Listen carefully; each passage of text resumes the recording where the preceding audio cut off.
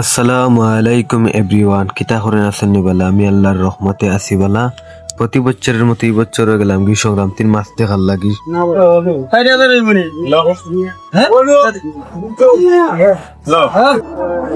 কিন্তায় দাম করছেন 4,000 টাকা, আর বেসরায় দাম চাইছেন 7,000 টাকা। মাছের ওজন হইল গিয়া 7 কেজি প্লাস।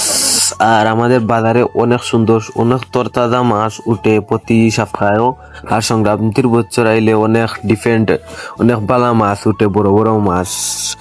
আর আমাদের বাজারেও অনেক মানুষ কিন্তু সংক্রান্তির বাজারে আইছেন।